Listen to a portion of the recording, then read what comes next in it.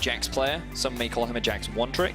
Bit of a shout out there. But what I find interesting about this LeBlanc priority is that Corki is still available. I think Corki is a very good pick. I know Senkux plays it. He doesn't have to pick it now because he can save it for the third pick. But if there's nothing that they want to give away right now, they could just look to lock that one in. I wouldn't even be surprised if something like Corki Ezreal. Ezreal Barom is something they could look to put priority on right now. But no, Lee Sin. Yeah, they're not going down your route today. Kickers wants the Lee Sin early doors here. He's played it once, has lost on it once this split. And alongside that, I'd like a lot of shout-outs today with these, the Flash Bear slap from Kikis'... That's a classic. Yep. And Syndra into the LeBlanc. Ooh, skill matchup for Senkux. All right, I see you. We'll talk a little bit more about that matchup once we actually get into the game because it's quite a fun one. But for now, we see that Rogue very much going for a very strong 2 versus 2 mid-jungle. Not many jungle bans have actually come through, so SK could go for an early Rek'Sai if they wanted to. Instead, they're going to put... Wow, I'm really not very good at predicting these guys strapped. You're not predicting, you're just suggesting. Well, I mean, you're true. Suggesting. I think it would if make you get it sense. right, you're predicting. I think it would make sense to put priority on something like the Rek'Sai because it is very good into the Lee Sin and it would give you a stronger mid lane 2 versus 2. And you've also got to remember that Syndra, when she doesn't have her flash, is also quite easy to punish because you have the flash knocker. But maybe I just stop talking. Maybe Tristana going to be locked in. Do you want me to try for some predictions for the you can give it a go. Oh, I really like the Tristana pick here, and I think something like the Thresh would actually be really good as a next thing. I think Thresh? You want, a strong support into the Tristana. You can interrupt her rocket jump. Wow. Which is oh, Medic! That's a really good prediction there, Thanks, Medic. man. That's impressive. Good stuff. So what are you looking at for bans right now? I think you ban out junglers if you're on the side of Rogue here. Get rid of something like the Rek'Sai, maybe something like the Sejuani as well, that we've seen self-made be very powerful on. That's a fair point. I respect those suggestions. I don't think they need to ban away the Jarvan because I think Lee Sin typically does very well into the Jarvan. Oh, Rek'Sai ban. You're on the money today, Medic. Damn. You just see this stuff now. For SK, you would think, Medic, that they would look to ban away 80 carries, right? Given that with the Tristana locked in, they want to try and narrow out that pool. Yeah, I totally agree with you. I think the Draven and Ezreal would be my second ban. Draven and Ezreal. Because Ooh, EQ's such a strong Ezreal player. I don't know if I would ban away the Ezreal right now because I think for a Tristana, it's a pretty free lane to play up against. That's true, that's true. But what would you ban instead? What would you ban instead? There's the knockdown ban against self-made. So it is another jungler. I was right in that sense of the... Well, EQ could go for something scaling here. They could maybe do something like an Ashe. Maybe they could try a Jinx if they wanted to. Sivir. Sivir is another one. Sivir actually does quite well into the Tristana as well, so you could just ban that one away if you wanted to. Actually going to do neither and go for the Irelia ban. Surprised that they would consider that a risk with so many picks still available. There are many good answers to that champion, but clearly this says to me that SK like, well, you know what, we don't need to ban any other 80 carries out. We're fine. This is just a champion we don't want to have to deal with, so we'll just take it off the board. We are expecting it to be Triss-Galio bottom lane, of course, with Dreams piloting the Galio support. There's the Sivir that we talked about as a possible pick for Hikyu. You have gotten... carry, but instead it's the Kai'Sa! Oh! Debated. You were so close, Medic, so close. Yeah, the Kai'Sa are going to be locked in for the side of Rogue. So what have they got here? They've got very good pick potential. Their skirmishing is pretty solid. They do have scaling with Kai'Sa, and Syndra doesn't like... She's not weak in the late game, right? She has a lot of damage, but because of her short range, it can be quite difficult to make her work in the late game. I like this pick coming out from Selfmade. The Skarner was buffed on 9.5. Yeah, and I guess when you fight on Spires, he's very, very strong. And against the Lee Sin early, I think it could be quite a close contest. Yeah. I'll be honest, I don't have a huge amount of experience, like level 3, level 4, who would come out on top, maybe in a 2 versus 2. But sure, I can see it. All right, I like it. And then the cannon as well to round out the competition, going to Whirlib in the top lane. There's a lot of skirmishing for both these teams. Very strong 2v2s in the mid jungle for both sides. Both have scaling bot laners. Both have pretty solid teamfight supports, but Thresh a little bit more towards the pick-centric. If he lands that hook, he can set up for a nice play. Galio providing a lot of utility in the teamfights thanks to his ultimate and the amount of AoE CC he has. The cannon into the Jarvan. I really like Jarvan into cannon. I think it's great, especially if you run the Aerie. I think you can actually hold your own very effectively in that matchup. I just don't think Jarvan is great into this composition. There's so much mobility that you can't really lock anyone down. Yeah, who do you lock out? Yeah, exactly that. And while in a side lane later on, assuming Whirlib goes to the AP build, he's not going to have, he's not going to be able to manage the Jarvan in a 1 versus 1. I think that he just offers a little bit more teamfight utility, which synergizes very nicely with not only the Galio, but the Tristana as well. So I think SK's comp is, it's a little all over the place. They have some strong early game, and they do have that scaling aspect as well. Whereas for Rogue, they're going much more towards this skirmish style. 2v2, 3v3s. I don't think they want to rely on late game team fights, even though they have a lot of mechanically intense champions, so they can make these outplays happen. But I think a lot of this game is going to be decided on the early game. We're going to have to keep our eyes on the junglers. We definitely will. The Skarner into Lee Sin matchup, not one we have seen too commonly. I can remember Captain Players tell me, if you fight on a Spire as Skarner, there's no one that can out-duel you. I'm not sure if that's still true on 9.5. I think it was true at Worlds 2017, which is a very long time ago now. Big game here for SK. You can hear the crowd getting riled up as SK need to win this game. Really, can't quite hear them. What are they saying? Very, very. Oh, thanks, crowd. You guys are great. As energetic as...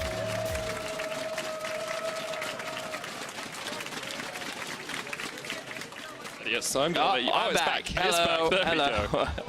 Didn't know what I was saying for a moment. All right, we're Road to playoffs. SK versus Rogue. So stakes, as we mentioned, are very important for SK. They still stand a chance of qualifying, but in order to do that, they have to beat Rogue. Now, compared to Misfits, Misfits obviously had a much harder challenge ahead of them, given that they had to go up against Splice and G2 tomorrow. SK, on the other hand, they have Rogue today, and then can you remind me who they play up against tomorrow? I definitely can do that, Vedius. They play up against Vitality. So quite a tough matchup for them tomorrow. They did beat them last time, though, that they actually went up against each other.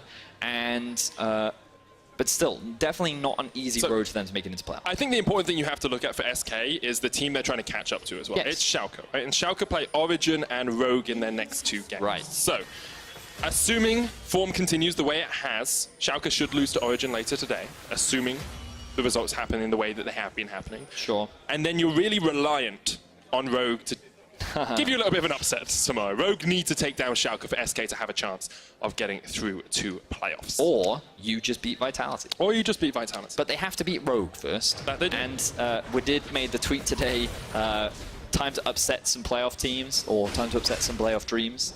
I think it's good because Dreams is on SK. Yes, and Rogue want to play spoiler. They want to get in the way. So what are they going to do this game? Let's have a look. In terms of the early game, we already talked about it. There is strong 2v2 jungle. Ooh, bit of action down bot lane. Dreams' dash actually got interrupted by the flay there from the Thresh, which is very good. But I would love to see Kikis come mid relatively early. I think you want to put LeBlanc behind.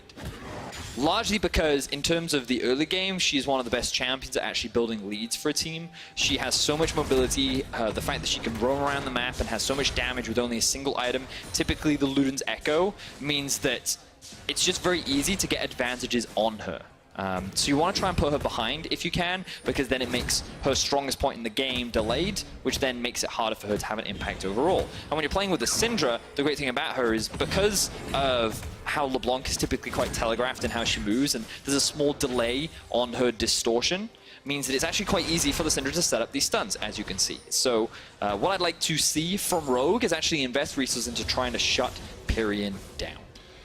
And we always talk about how Kickers is kind of like the unstable spark that ignites Rogue's early game. Here he's running the Conqueror Lee Sin. That is not something I have actually ever seen before, as Dreams goes for a little bit of a fight here. Crowd's not going to jump in as well. The hook lands onto Dreams. Kickers with a flash away, just trying to escape, and EQ on his way to help out.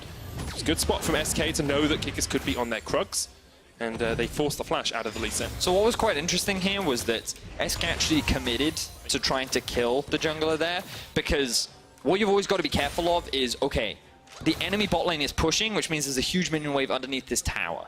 I have to clear this minion wave. I have to. Otherwise, I'm going to lose farm, gold, and experience. So we definitely don't want to lose that. But SK were like, no, we're going to kill the jungler. So they abandoned some of the farm that they inevitably lost. You can see the deficit already starting to accrue. And if they had gotten that kill, then it would have been worth it. But it wasn't.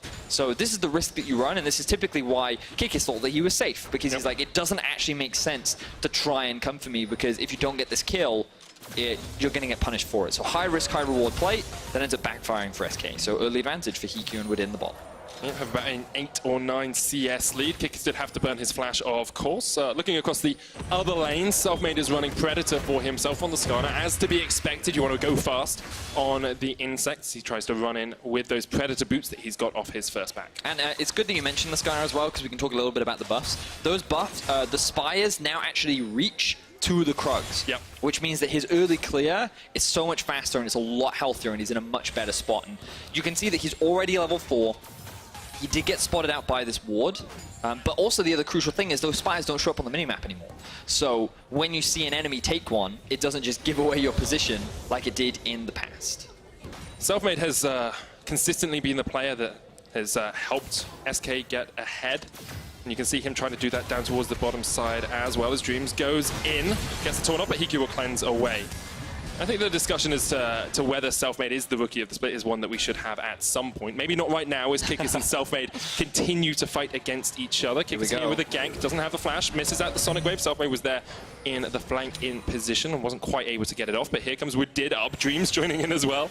Talked about the possibility of skirmishes in both these teams. Dreams actually caught out, hooked up, and in jumps Kickers. Dreams will be the first to fall Rogue on the ball. Wow. Big misplay there for Dreams. Ooh, and the action isn't over yet. Prophet TP'd in. Crownshot still has the flash and the heal here, and Prophet unable to chase any further, doesn't have level 6, can't put Crownshot into the Cataclysm. We did waiting as the wave might push in, but it looks like Kickers is just going to stay on the Ocean Dragon for the moment. This is quite fascinating League of Legends. A lot of things just happened that I wasn't quite expecting. You alright there, medic? Yeah, I'm good. Okay. It's fascinating. Fascinating. Truly fascinating. So, Prophet pushed in top lane and then teleported bot. I was surprised. I wasn't quite expecting that. We'll have a look at exactly what the goal was, you know? So, we see here, Selfmade attempted a gank bot. They get the cleanse out from the Kai'Sa. This is fine. Selfmade then can't go through the lane, so he has to come back through the river, and Dreams also offer protection. This decision-making itself is fine. The problem is he then chooses to use his E rather than his flash, and I think that's the greedy play. Now, the teleport comes through from Prophet because he wants to try and get this flank and punish onto Crownshot. Good sidestep there from Crownshot means that he can't find anything. And it ends up being only 1 kill going in favor of Rogue. Now, the reason why I find that quite fascinating is because I think that it was very unlikely that he was going to get much off the back of that teleport. Maybe you get a flash. Yeah, maybe. So I feel like that the investment wasn't quite worth the return, and it doesn't hurt him too much because he had the top wave pushed in, and you can see the farm differential isn't too big right now, but ultimately, he now doesn't have a teleport, Warlive does, which gives SK the opportunity to try and force a play towards the bot side of the map. Has gone back, picked up a double Dark Seal for that top lane, is maxing the E. It's the summon Airy Jarvan that we talked about. You said you have quite a lot of poke from that Demacian standard. So it scales with AP. Airy also scales with AP. Well, I mean, it's adaptive damage, I think, right? I believe so. It's one of the two. But you have the double Dark Seal, which helps synergize with the Corrupting Potion. In a ranged matchup, it gives you a lot more sustain. On top of that, it just further adds to your poke. And the thing about E is when you max it early, it actually does a surprising amount of damage. And the more points you put in it, the lower the cooldown. So you can just keep harassing the cannon. So it's actually really difficult for the cannon to just, like, poke you down and harass you non-stop. But I actually really like the build and I'm a big fan of it. Now, Kickers has been caught out by the jungler. Yeah, Peering gets quite a lot of damage here. Selfmade on the chase as well. Kickers already fallen. Flash in with the Impale as well, pulling him away from the wall. Senkirks does have the flash, has the cleanse as well. Knocks Pyrian back. You still see Selfmade chasing in here. Senkirks will flash, gets towards the blast cone as well, and eventually will escape. But Rogue caught out a little bit as they have their hands in the cookie jar. Now, Rogue were moving towards the top side because Prophet had pressure, and Senkirks was right behind Kickers. So Rogue thought we'd be fine. We'd be safe in trying to execute this play. Unfortunately, the 2 versus 2, especially when Selfmade is 6 and Pyrian is 7, is stronger in favor of SK, especially in that kind of a situation. So they end up coming out on top, and Rogue give away a kill. So the gold immediately equalized once more.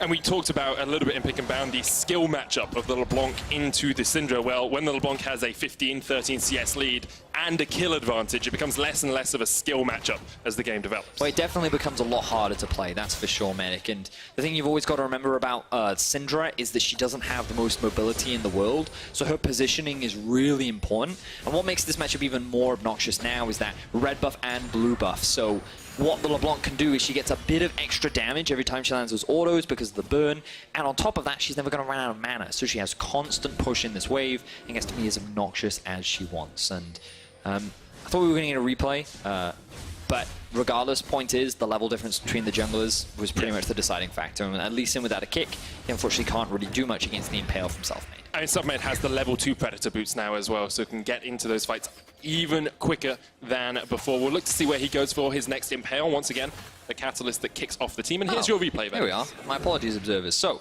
again, look at the state of the minimap. He has Senkux behind him, and he has pressure top, so he thinks he's safe. Unfortunately, he's only level 5 against a level 7 LeBlanc.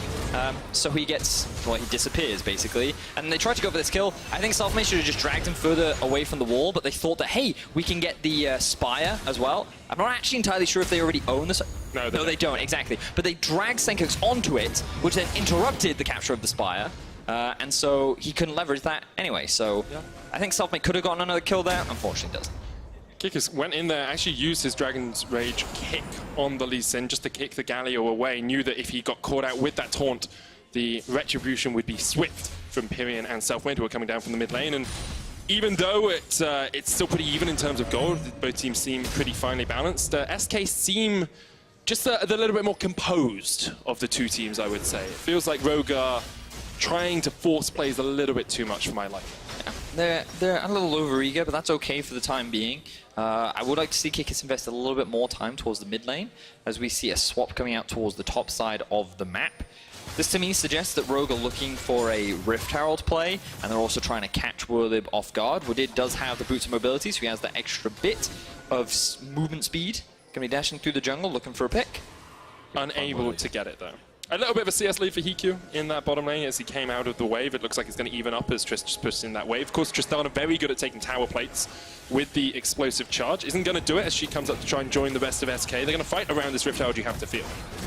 Looks like they're going for it, Rogue. They did bring that bot lane out. Tristana, you can see on your minimap, is in the mid lane right now, but against the LeBlanc. Whirlib has Flash and the Slicing Maelstrom if he wants to go in. 4,000 HP left on the Rift Herald. It's just going to reset. They got the Spire though. As well. The Spire comes down for Selfmade. That is actually a fight-changing bit of environment. Pyrion jumps forward, Woodid flashes away. The chain's still going to land. Dreams going in. The 4-man taunt from Dreams, and Tristana on his way. Whirlib here to join the party, but the Cataclysm is going to separate him from the fight. Senkux takes down Selfmade. One more bottle of the crown shot, though, as Kickers jumps onto the back line to kick back. Catches Whirlib. Woodid low. Hiku gets the kill onto Pyrion, though. Hiku's forced away down towards the bottom of the fight, but already Rogue just coming out on top. 2 kills across the Senkux. Dream chased out. That's 2 kills to Hiku as well. And Rogue end up coming out on top in this fight when it looked so good for SK at the start of things. We saw a huge taunt come out from the Galio, and you think at this point, oh, if the cannon can just get on top of that, this will be great. But Whirlib, he's just dancing around. He wants to stay in the fog of war. He wants to get that surprise play. And if he was just a little bit closer, he could have made it happen, but he doesn't. The follow-up isn't there.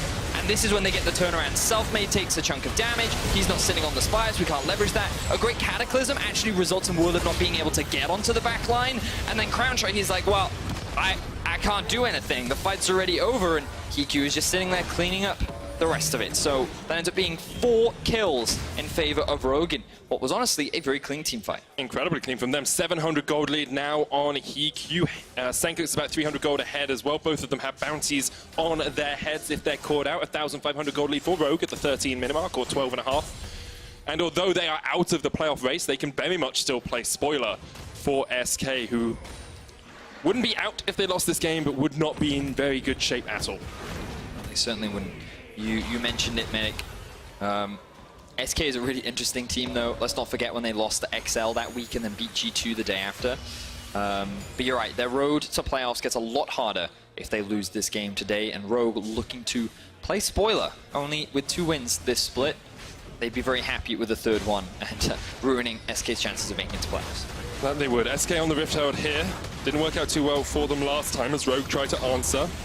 Rift Herald will get taken out. Smited by Selfmade. He'll pick it up as well. Woodid goes golden as SK trying to react from 2 flanks here. SK just pushed back as Rogue get in there. Senkux gets a good double knock-up. Dreams chased in hit by Kick. Yes, you can see he could use the ultimate to get in. Woodid gets the kill on Dreams, and SK just escape with 4 players still alive. So both teams actually grouping up to play around the Rift Herald.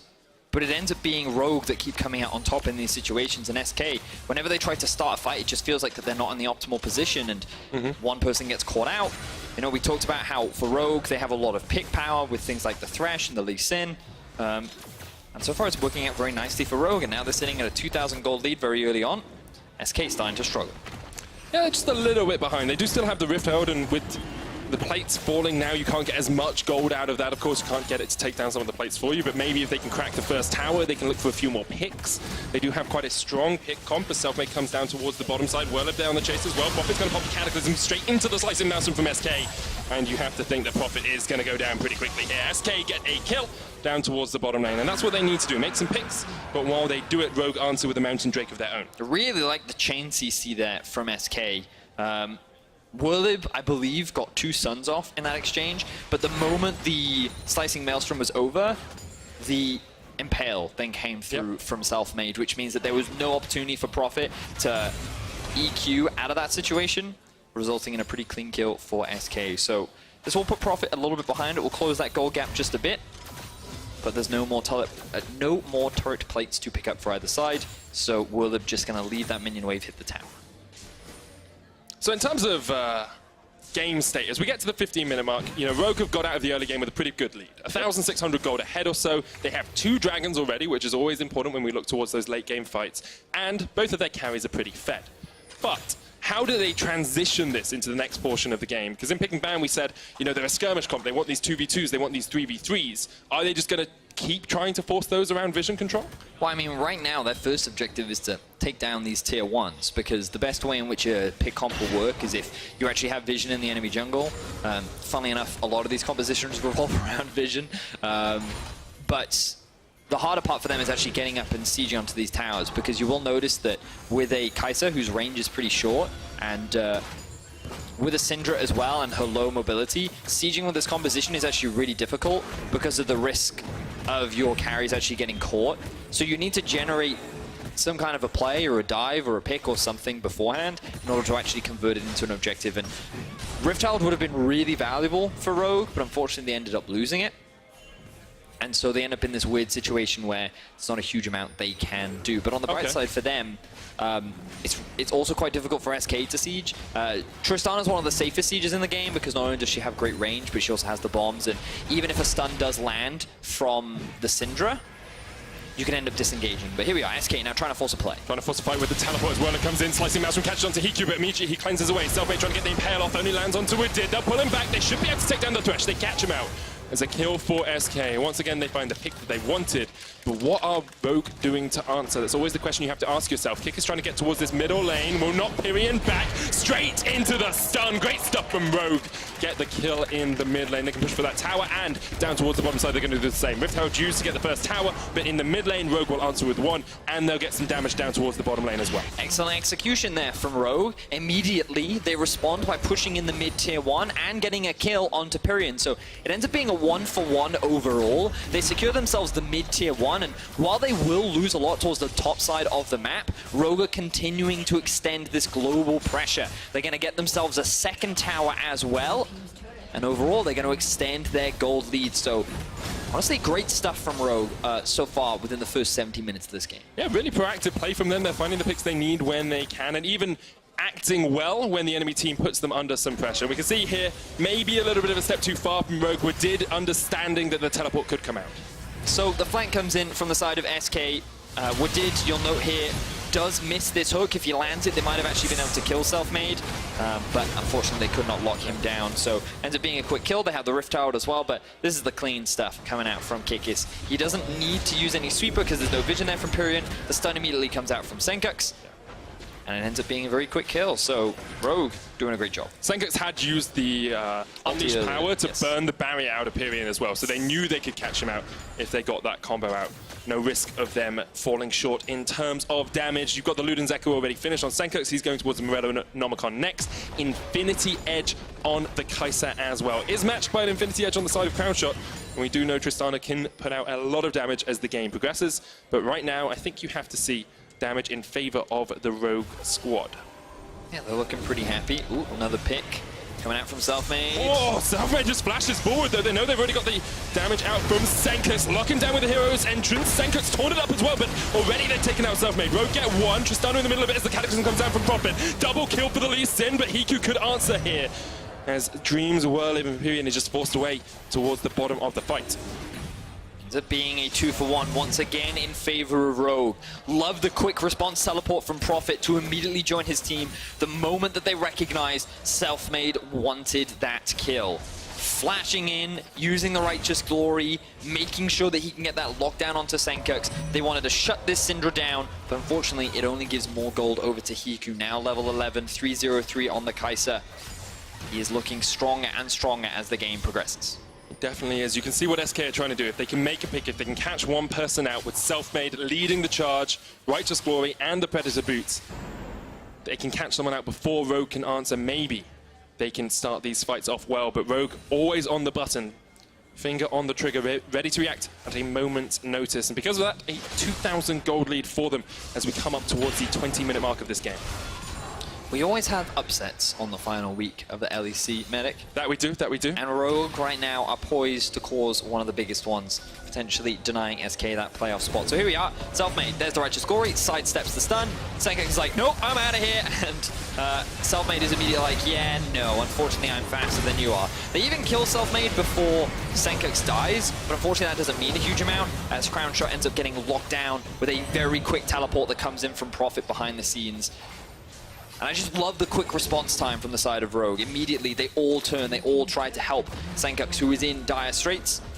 And while he does die, it ultimately works out in their favor. And they now have finally broken that outer tier of towers as well. You said that was the next step for them with the gold lead they were accruing. They have done that. They can get some deep vision in. Baron is available for them if they want to make that play. I'm not saying they should, Vedius. Not all teams are misfits, mate. Now, the thing is, Kikis, this could be another opportunity to look for a pick, but this is close. Dreams only hits the one-man taunt. There's a slicing maelstrom. They pulled him straight back into it. Selfmade actually kicks across the wall and separates Hiku. That was great stuff from the Lee Sin to keep his AD carry alive. Now Kikis jumping onto the back lines. Pyrion has to jump away. Chase onto Dreams with the hook. Hiku's backing up towards the top side. The taunt comes out from Dreams, but he will fall. Crown Shot gets some damage in with Did. Tick, tick. The bombs are enough because of the safeguard. And now Baron's very much on the menu for Rogue if they want it. They don't want to commit too early. Pyrion is hanging around looking for something, but Rogue, they walk away with the team fight. Honestly, that could have ended much worse for Rogue in that tight choke point. Oh, Kikis! Even with the swag smite in the middle of the Sonic Wave follow-up. 4, 1, and 9. 100% kill participation. Beautiful stuff from Kikis. So let's start a look and have a look. Keep your eyes on Kikis in this fight. You can see that Dreams gets a pretty big taunt here, but then Kikis, he ends up kicking away the Skarner that drags Hiku over the wall and ends up saving the AD carry's life. Beautiful stuff from the jungler from Rogue here. This was the Kikis that many fans remember from last year, making these very impressive plays. And you think at this point, okay, Wadid's going to lose his life, but then the safeguard comes through from Kikis, keeping him alive. And then Pyrion, he wants to try and push out top. He should have gone back to base. He should have reset. That way he was going to push towards him anyway. Oh, feel the wrath of the jungle god Kikis as he quickly lays waste to him. It's level 12 now, 4, 1, and 9. 100% kill participation. Has completed the Sterax, making him a little bit more tanky. Not going for the solo queue Lee Sin build that we typically see. Tiamat, Duskblade, and then a GA.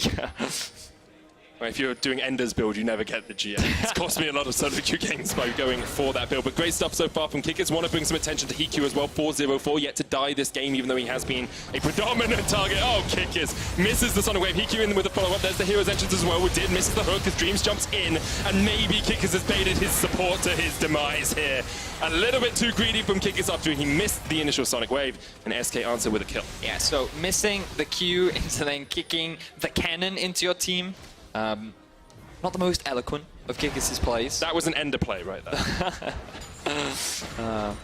You know we're casting with him next game, so you should be careful, my friend. What's he going to do? Look down on me? He's going to remind you of your recent Rakan plays. That's what he's going to do. But in any case, SK find themselves another kill. They didn't get any shutdown goal because that kill ended up going on to Wadid. Wadid ended up lose his flash in that play as well, so no flashy plays from him, I suppose. But you can see that SK are being forced back into their half of the map. They still have decent vision around the top side, but in terms of the bottom river, and even towards their own half of the jungle, they're losing control. So right now, I think they're just waiting for the Tristana win condition. Whirlib is only going to get stronger as the game progresses, and they do still have decent team fighting with the Galio Tristana cannon comp. Where is the Tristana win condition? Like, how many items are we talking about for a Tristana for her to be able to just to take over a fight? Against this comp, you could probably get away with 3, because I'm just looking across the items right now, and there is no frontline that he has to really be afraid of. There's no real armor as well. Yeah, that's what I mean by frontline. I apologize. I should have been a little clearer there. But basically, as you rightly said, there's no tank that can soak up a lot of the damage. So if you've got 3 items and you're basically critting every other hit, then you will just melt through these squishy targets. Now, Rogue taking a bit of gamble here. They think they have full vision control around the Baron. Teleport behind them. SK have vision. They've spotted this out. Let's see how Rogue responds. Whirlib, no flash. Teleport was burnt for him to join this fight, and SK will just force Rogue away. But Rogue, they're not misfits. They didn't commit completely to the Baron there. They just waited for the teleport. Someone's going to flash away here. That's another summoner burn. He can't go for the full engage anymore because he doesn't have the flash to get onto that backline. Now, getting the teleport out from the cannon will mean that Rogue can start to threaten on a side lane as well. Because they have this teleport advantage, it becomes a lot harder for SK to be able to manage and control this side wave. So they'll be forced to group often a little bit more regularly. And Rogue overall, they're still in a good... I actually really like that Baron. I think, like, while it was risky, they're actually very safe because they had the Jarvan flag and drag. They'd set up the map where it was an okay position to actually start it. They get summoner spells out from SK, and they don't lose any members. It doesn't cost them really any summoner spells, so yeah, good play. And the itemization I really like as well from Rogue. You can see Senkux, although he already has the cleanse, he knows that doesn't work against an Impale, so he's got himself a QSS as well. I'd like to see a QSS next from Hiku now that he's sitting at the 3-item Kai'Sa point with the Runans, and Rogue can just continue to set this up, continue to pull SK around the map. And SK need to find a way to react. They need to see, maybe they can just continue to stall, maybe they can just get to that Tristana point, but at some point you feel Rogue will pull the trigger and SK will need to be ready to react. For sure. So the game will slow down a little bit here as Rogue looks to set up more vision control around the Baron area. Selfmade, though, still has his LeBlanc behind him and is going to clear out some of this vision as well. Rogue, they don't have mid-priority yet, so they can't really contest the river for the time being. Okay. And they have to respect Selfmade, who does still have the Righteous Glory and that Impale primed and ready to lock someone down. Whirlib's going to go down towards the bottom side. We talked about this a little bit in game 1. You have the push and pull of the bottom lane waves. Prophet pushes it in, now can go up and join with his team. And Rogue, knowing that Whirlib's going to be down towards the bottom side and doesn't have a teleport, can be a bit more aggressive, can push forward a little bit more. And you can see Whirlib already on his way. He's like, oh, I don't want to sacrifice this farm, but I have to because I don't have my teleport, and Rogue can very easily start a fight right now. And honestly, Prophet could actually just stay bot because he has the TP advantage, and then if Rogue start the Baron and SK approach, then they could TP in and they could create a numbers advantage. But the problem is right now they don't have the deep vision. Well, actually, they actually have solid vision. Oh no, they actually haven't used the ward. This is just the far side. Thank you, observers, for helping us identify that one. But what I'd like to see from Rogue is actually get a ward in behind SK, draw them into the Baron, and then use the TP from Prophet to actually get behind and find a successful fight. Also an Infernal Drake on the cards on the menu in just 10 seconds time, so Rogue can just be setting up around that, but it looks like it's going to be a bit of an A-ram for the moment. Kick us on the flank position. Prophet here as well, goes in with the Cataclysm, and straight away Rogue are trying to start the fight. Whirlib has a flank if he can get in, but already Selfmade is done. Dreams getting onto a did. There's a lot of damage onto the enemy support. He's almost down. Whirlib needs to find an all attack. He will. Kick gets onto the backline, but Whirlib gets in with a slicing maelstrom, takes out Prophet. It's a 4v3 in favor of SK now, as Kickers, Senkux, and Hiku have to try and back away, just reset the fight. They have got a very low period, and maybe they can find a catch. I like the focus from Rogue to just shut down the Skarner very early on. This means a lot of the crowd control, and bear in mind there's limited amount of CC on this Rogue roster. It was used onto the front line, but now they may have found another pick. Whirlib very low. Whirlib goes golden with the Zhonya's. The Inferno goes across towards Crown Shot. Whirlib flashes away and actually gets safety. Pyrion maybe going in for Hiku here, decides against it, doesn't want to go full ham onto the enemy AD carry, but good stuff from SK. You know, they get their first dragon of the game, they secure themselves an Inferno. So let's have a look at exactly what happens here. Flash in from Prophet, he locks out Selfmade, and then Kickers. Yetrin gets the kick onto the Galio and then doesn't really do much else in this fight. Crown Shot then feels the freedom to move a little bit more forward in the fight, and again, Dreams is soaking up a lot of the threat, while Crown Shot isn't at risk at all, so he's just freely hitting onto whoever is close to him, while Hiku can't get close enough because he's zoned away by things like the Cannon ultimate. And while he was dealing with Perrin, he was helping Kickis a little bit, just forced this LeBlanc out of the fight. Ultimately, the damage is already done, and Rogue couldn't lock anyone down or secure a kill. You always have the threat of the LeBlanc in those fights as well. You know, Hiku, if that LeBlanc hasn't been caught out, he hasn't been burst down, then can just double distort onto you and do a huge amount of damage, sitting on the Ludens and the Banshees, building up towards that third item as well. You can never discount the DPS that comes out of that mid lane. And now Rogue just trying to get some vision in once again. It feels very much like the Baron is their next objective, their next main point of call. A 3,000 gold lead still for them, but that becomes less and less impactful the longer this game continues. So I'm kind of annoyed because Prophet still has teleport and he hasn't actually used it. And when you have an advantage, you should typically try to force that advantage, and instead he's grouping with his team rather than creating pressure elsewhere on the map.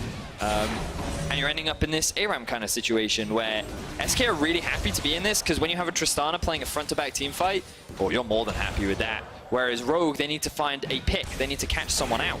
And that's really hard against this composition that's really mobile, especially when they're grouped up like this. And now we see Prophet move towards the bot side of the map, and this is more of what I wanted to see, because if SK stay grouped, then you can just keep threatening this bot tower.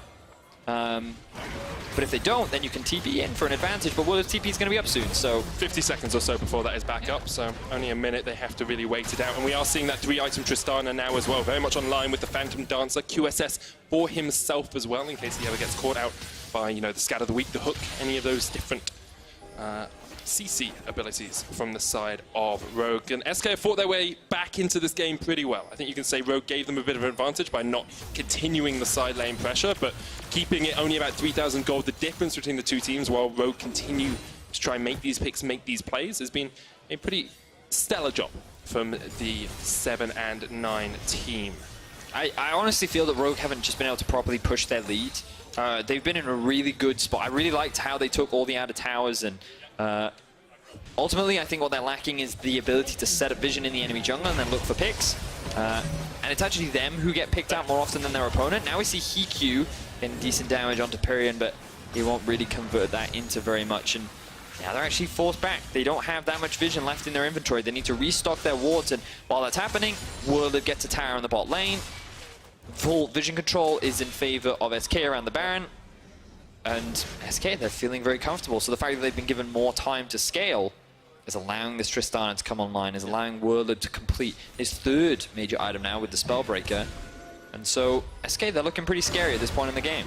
That they are. Of course, Rogue can still put out a lot of DPS, but we mentioned it earlier, SK, a win in this game sets them up a lot nicer for a playoffs run. Of course, they're still trying to catch Schalke at that 8 and 8. If they do lose against Rogue in this game, they're not technically out of playoffs because they have a 1-to-1 head-to-head with Schalke. So if they match them on win and loss, we'd have a tiebreaker game played there. But you really want to be taking down Rogue when Schalke still have Rogue to play tomorrow as well. Yes, you certainly do. And let's not forget that in the first half of the split, Misfits lost to Rogue. Yes. And they then failed to qualify for playoffs. And now you're in a position where Rogue could... Ooh, he was so low. You're in a position where losing to Rogue could also cost you playoffs. This is the team that is right now on track to crush many hopes and dreams. Yep. As it's Selfmade looking for... We did force a flash. Selfmade's still there with the chase, has a flash of his own if he wants to go in. The two teams that have lost to Rogue, Exile and Misfits, the two teams that are out of playoffs alongside them, as you said.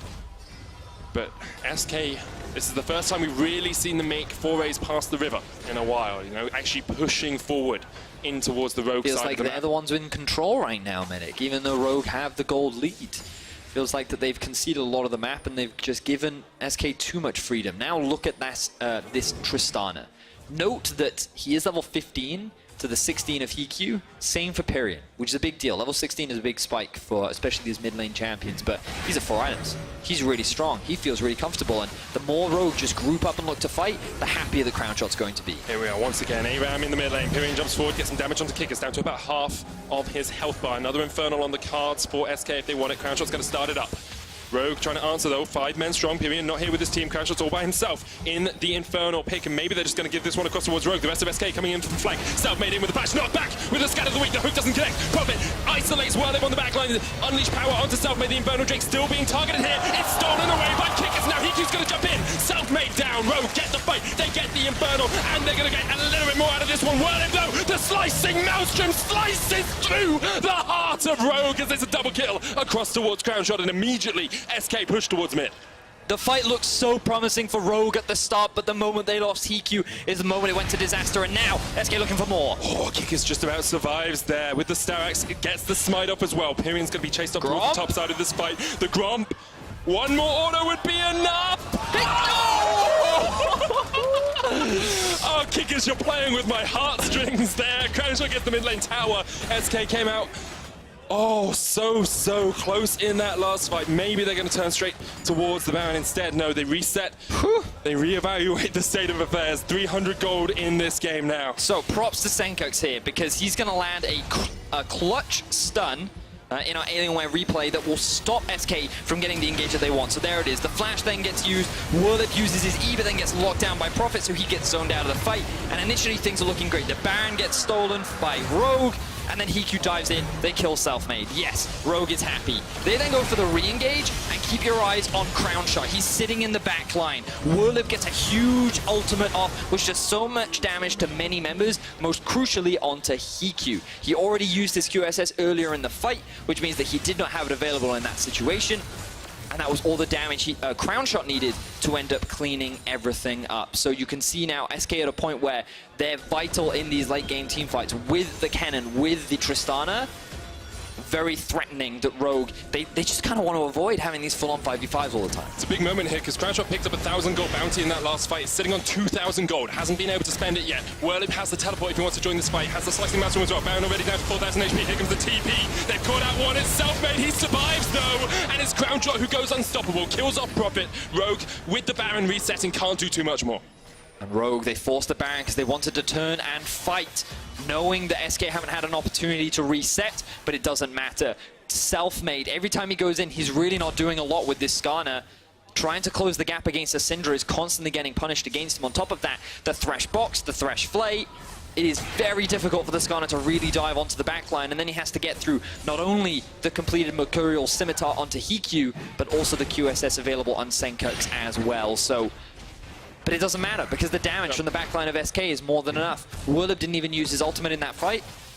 But look at how difficult it is for Selfmade to actually run in here. So, we don't have time. Not, because Whirlip's been caught out. Kickers with the kickback, Hiku with the chase. Whirlip tries to turn it around with the slicing master, but Hiku just about keeps himself alive. Whirlip goes golden. You have to think he will die very shortly after the hero's entrance used, because Pyrion's on the chase up here as well. Maybe Hiku and Kickers have overextended. With Did coming in, he needs to get the Lance to do his AD carry. Pyrion jumps forward, can't quite get the catch, and Kickers escapes as well. Crownshot from the bottom side of this fight is going to jump straight onto Senkux. Unleash power to the base, but Crownshot shuts him down. Prophet has the flank position here with the teleport for the rest of SK, just trying to catch up Rogue before they can join up with the rest of the team. Crownshot jumps forward, the Lantern once again stays Hiku, and now Rogue and SK just trade sides of the map for the moment. Pyrion lands the Ethereal Chains. It's only onto a Din. Hiku needs to turn this one around. Jumping in, Prophet onto the backline. He's down. Crownshot goes godlike, and he's just got the free reign to open up with the Gatling guns. Wadid caught out as well. Hiku shut down. Wadid dies to the minions. And maybe with that, the hopes of Rogue winning this game. And SK come back massively as they find another successful team fight. 4-for-1 in favor of SK. The Baron is alive. And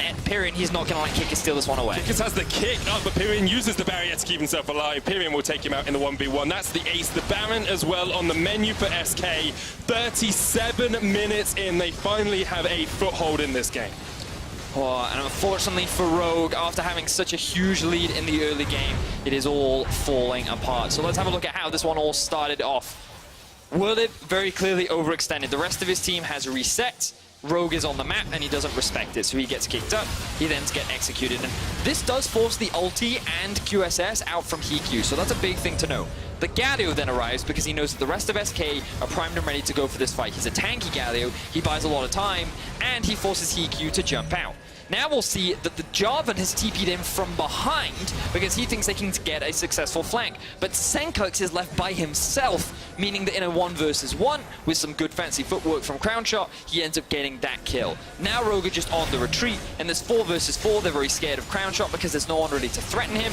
And even though Prophet dives on top of him, he's in a 1v1, and he just gets melted by Crownshot. And remember we said earlier, there's no front line that Crownshot really has to worry about? That just kind of goes to prove it, right? He has now 4-5 completed items, and against a squishy Jarvan, he's really not afraid of anything. So SK, they secure themselves the Baron, they take the tier 2 in the bot, and what was a 4,000 gold deficit is now a 6,000 gold advantage.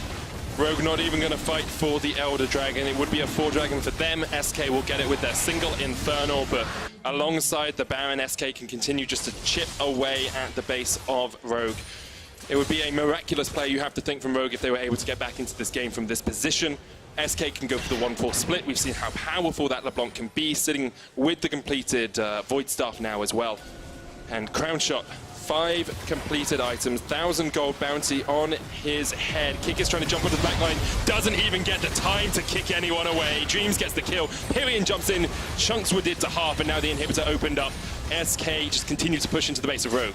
Little that Rogue can do at this point. It is impossible for them to really kill this Tristana, and props to Crown Shot. He demonstrated it in the game against G2. He's showing it once again. In the late game, he is one of those AD carries that you can rely on. His positioning has been good, his damage has been great, and he is now setting up the siege to end this game and keep their playoff hopes alive. SK take down the first Nexus Tower. HeQ almost just killed by Pyrian. The dive onto the backline there from SK is absolutely massive. They take 2. Crown Shot is going to fall, but Pyrian will be able to take out these Nexus Towers just as quickly. They'll kill Prophet. He goes into the GA. The hook from Woodid. Whirlwind goes golden to stop the ignite. It will tick away as he comes back up, but eventually SK will just clean up the kills. They'll take down the Nexus, and as you say, Betty, as their playoff hopes remain very much alive. Some frustrated but also relieved faces on the side of SK. That was a much closer game than I'm sure they had anticipated. Rogue found a lot of very solid advantages in the early game, but then mid-game, they slumped. They kept grouping up mid, they kept trying to fight SK, and unfortunately for them, that's kind of where SK thrive. Yep. They are the team that had this tendency to group up mid when they could be playing towards sides and actually look for these fights, and it was SK that was constantly coming out on top. Props to them for turning this game around from such a big deficit. Unfortunately for Rogue, they could not secure that win, they could not create the upset, and this now ties up SK with Schalke.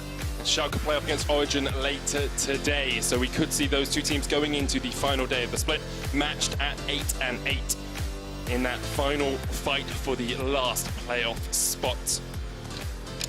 With SK winning as well, if they had lost, we would have seen Fnatic locking in their playoff spot, but it means Fnatic will face against G2 in our next game, and if they win that, they will then lock their own playoff spot. So Fnatic's fate very much in their own hands now. Very, very exciting for Fnatic. That game will be coming up soon, but for now, SK, if they do, you can look at them and you look at Schalke, and these are the two teams fighting for that final spot in playoffs, and you can't help that based on their recent weeks of play, they're definitely going to be the underdogs in playoffs with how Splice have been performing, Fnatic, Origin, Vitality, G2. We have some very solid teams in the playoffs right now. And even though Fnatic, while they haven't quite secured the spot in playoffs, I believe, it's very much expected that they will do so. Even though they have a tough road ahead of them with G2 and I believe Splice they go up against tomorrow as well. You just kind of look at this and Splice, Fnatic, G2, Vitality, and the last team that I'm forgetting. Origin? Origin. All very, very scary teams. So hopefully they can improve, but again, still, Schalke and SK fighting for that final spot to secure it. That they are. We've selected Selfmade, Crown Shot, and Dreams as your options for Kia Player of the Game at LOL Esports on Twitter. Make sure you go over there and give it a quick vote. To me, I think I'd give it to Crown Shot if it was my choice. I think Dreams did a lot of good stuff as well, but Crown Shot's ability to stay alive, keep himself alive at the back of fights, and avoid Selfmade at all costs was... It's one of those situations where I think the burden of responsibility fell onto him, and he lived up to that responsibility, which is why, for me, he was one of the standout players of that game. It makes a lot of sense. We've got Law standing by with one of the standout players of this game. It's Crown Shot for more insight on SK's win. Thank you very much, Medic, and thank you, Crown Shot, for joining me. That was a messy game from you guys. They had a Lee Sin who was very annoying in the early game. What kind of situations did you need to unlock to get the game back in your hands? We knew we could just catch them with Skarner and poke them with LeBlanc, and we just needed to stall the game out for me to get some items. And they didn't manage to do an Asher because they were hesitating, so it worked out. Do you think it has some impact, the fact that you were playing against a team that had nothing to lose today?